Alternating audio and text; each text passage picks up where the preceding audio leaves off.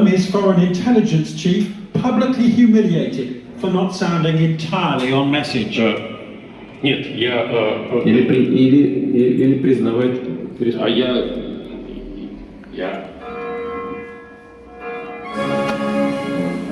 22 years in power may have bred a hubris which impairs his judgment and blinds him to risk.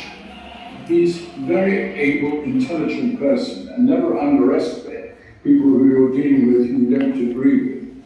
And it's easy to dismiss them as being mad. I don't believe that is a reasonable judgment of him. But he does seem to be more imperious.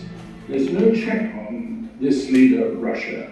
In the old communist days, there was a Politburo in which you could see collective decision-making. That's all gone for Putin. He's one single autocratic dictator, and he's isolated for the last 2 years under COVID, perhaps because of immunity problems, and you get the feeling there's nobody to even argue with him, let alone contradict him. Foreign visitors are often forced to sit at a paranoia-sized table. President Macron of France here subjected to a rant about Russian history. Putin's growing status as an international pariah perhaps only reinforces his long-standing resentment at how...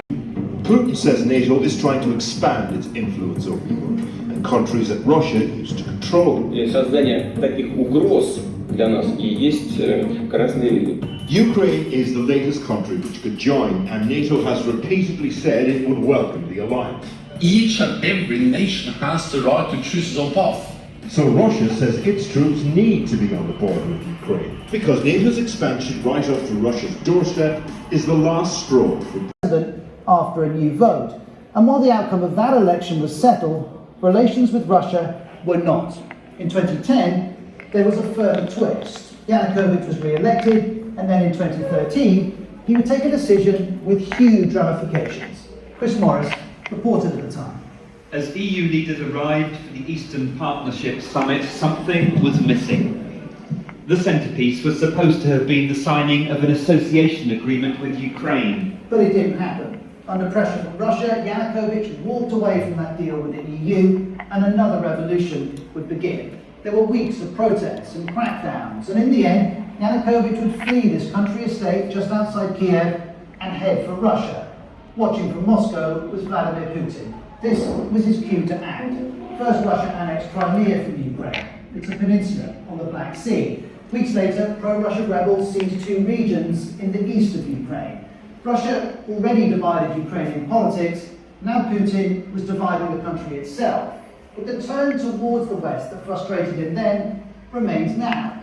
One recent poll shows 68% of Ukrainians are in favour of joining the EU. Putin, though, sees Russians and Ukrainians as one people, a single whole. He says Ukraine is ancient Russian soil. That perception may explain this invasion today, but perhaps there's something else too. The 90s brought a surge of democratic optimism. To Ukraine's current president, this invasion is showing us what Putin thinks about it. Антипутинскую коалицию. Putin started a war against Ukraine, against the whole democratic world. He wants to destroy my country. He wants to destroy our country. Everything we've been building, everything we live for. That effort to build a nation began as Ukraine emerged from the Soviet Union and the end of the Cold War. Today, as Russia invades, Ukrainians are seeing the extent of Putin's resentment of what happened then and what's happened since.